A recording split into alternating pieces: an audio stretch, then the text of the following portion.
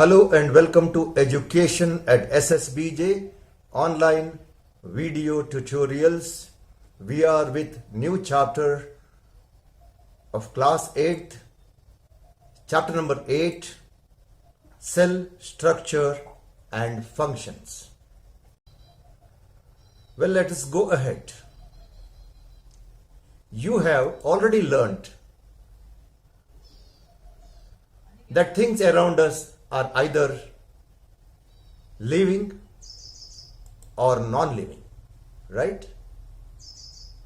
Every living organism is made of basic structural unit. Like how bricks, basic structural units of any building, right? Bricks are basic structural units of any building. Every building is made up of small bricks, right? In the same way, the basic structural unit by which all living organisms is called cell. And in this chapter, we are going to learn about cell. We shall start with discovery of cell. It was Robert Hooke in 1665. Remember this? Robert Hooke in 1665 observed slides of cork under a simple magnifying device. A simple magnifying device.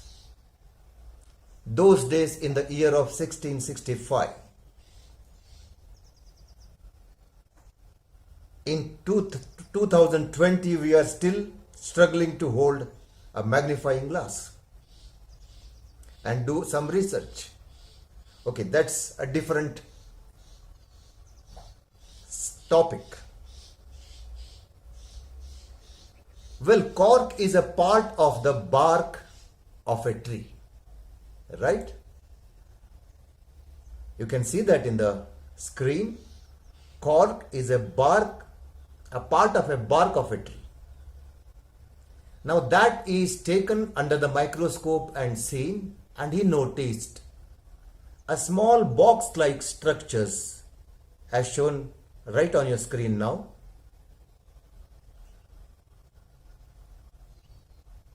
And these boxes appeared like a honeycomb. You know? Honeycomb. And these boxes also separated by a boundary. You can see in that each boxes have got a separate border.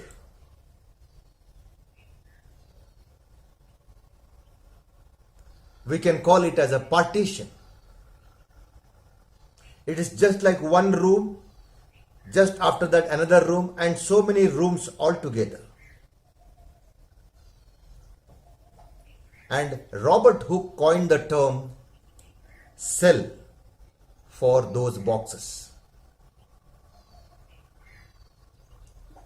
Today we know a lot about cell structure because we have advanced level of microscope. High configuration of these microscopes allows us to see very minute things. There are million types of living organisms. And there are million types of living cells. In our own body, we have different types of cells.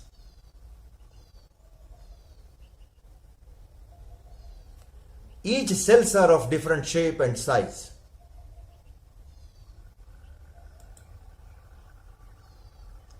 Can you guess the number of cells in a tall tree or in a large animal like elephant?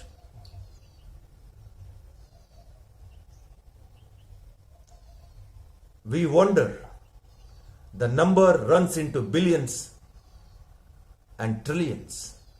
Human body has trillions of cells. And all those cells are not similar. They vary in size and shapes. And what do you mean by a billion? Billion is, 10 raised to 9. It's 1,000 million. And a trillion is 1,000 billions.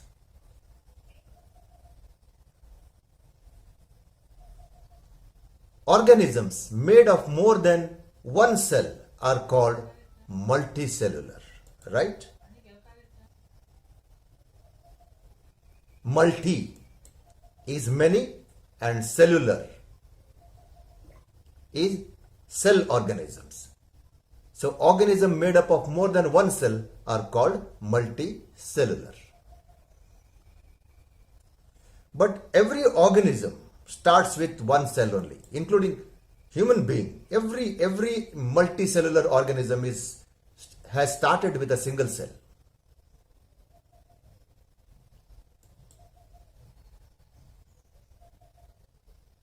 The fertilized egg cell multiplies and then number of cells increase and the development proceeds. But there are organisms which are made up of single cell, and those are unicellular organisms.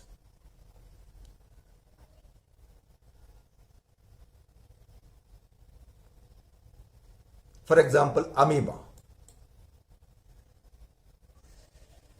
paramecium, right? So what we have studied till now is just introduction of the cell. How is the cell discovered? In 1665, Robert Hooke with his a simple microscope, and then we have seen when organism is made up of many cells, then that organism is called multicellular organisms. And there are organisms which are made of one cell, which is called unicellular organism, right? Who discovered the cell? Robert Hooke in 1665 with his simple magnifying device, right?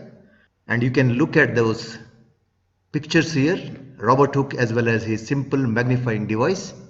But remember, he observed slice of cork. And you know what do you mean by slices of cork? Slices of cork means a small thin piece of bark of a tree. Right now in front of you, you can see a bark of a tree, and a small slice of this is taken, and he saw a kind of structure which is like this. Small boxes together just appeared like honeycomb, and he then called them as cells. Because you can see small boxes, they are connected to each other, right, with a proper partition around it. Cells are basic structural units of every living organisms, right? Basic structural unit. Organism made of more than one cell are called multicellular organism. For example, humans, right? Animals, they are all multicellular. Even the plants, tree is a multicellular organism. And an organism which is made of single cell is called unicellular organism, such as amoeba and paramecium, right? Uni means one and cellular is a cell. Amoeba has no definite shape, unlike other organisms. It keeps on changing its shape. Now it projects its shape in different directions. and moves in the water. It doesn't have any legs at all. We call it as pseudopodia. Pseudo means false, podia means feet. The tentacle-like structure around the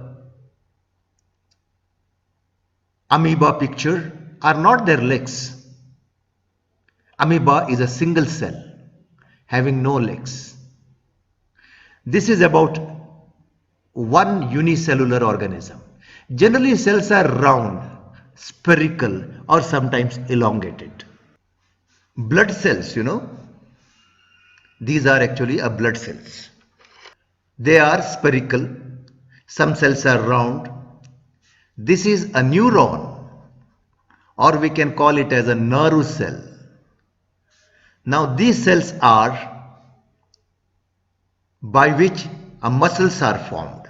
Okay, so they are stretched like. Cells are sometimes quite long. You can see here, so much of length here. This nerve cell receives signal, transfers messages, thereby helping to control and coordinate of every action of human being. Now detailed structure of this cell is not there for you, but however, you can look at this picture. This is the cell which helps us to transfer messages, okay, and those messages will go to our brain and then we act according to it. These cells will have a nucleus here, the head of the cell, and then there is a tail, right? It's called axon, transmitters, receivers, right? Now where this cell will be, you can look at this picture. Nerve cell body with nucleus will be somewhere here. Your terminals and receptors are here, and the entire length of this cell will be around 3 feet. And this is the longest and biggest cell in human body. Otherwise, cells are really small and they cannot be seen with the help of naked eye. The smallest cell is 0.1 to 0.5 micrometer in bacteria, right? Look at this number. And the largest cell is the cell of an ostrich. And you can make out how big is the cell of an ostrich. Let us take an example of one more cell where you can see with bare eyes is an egg of a hen, right? You must have seen a egg white and then yellow portion here, right? The white material is called albumin, okay, which solidifies after boiling, and the yellow one is called yolk, and this is a part of single cell, and this is one you can easily watch without having any magnifying device. So what you have understood is most of the cells cannot be seen without the help of microscope, and few of them are so big that you can see them. Now all those cells together form tissues, and all these tissues will give rise to organs. So each of the organs will have different types of cells. So tissues is a group of cells that have similar structure and that functions together as a unit. And there are different types of tissues in the human body. Now we are right at a stage of understanding how the cell functions and different part of the cells, right? Right now is a picture of a plant cell as well as animal cell in front of you. They slightly differ, Okay, but as far as cell is concerned, cell is made up of some basic components. They are cell membrane, cytoplasm and nucleus, very important components. And there are many more, but these are very important, and particularly as far as your syllabus is concerned. So what do you mean by cell membrane then? You can see a thin layer here, okay, inside here. As far as plant cell is concerned, it is here. Okay, you can see this is what a cell membrane, or it can also called as plasma membrane, right? But as far as animal cell is concerned, this has got only cell membrane. There is no cell wall. Go back to the previous picture here. There is a cell wall over the cell membrane. So these slight differences are there. Okay, coming back to the animal cell, which has got only cell membrane, and this is the cell membrane which separates one cell from another. Okay, and these cells are porous in nature. What do you mean by porous in nature? You will find, if this is a cell membrane, you will find small microscopic holes where the substances can move out and get inside. We have reached our time of I hope so it's 10 minutes. Since I start, it may reduce a bit when I remove all those improper pauses, right? And we'll take up this cell structure in detail again in the next video tutorial. By then, thank you very much. See you in the next video tutorial. Thank you.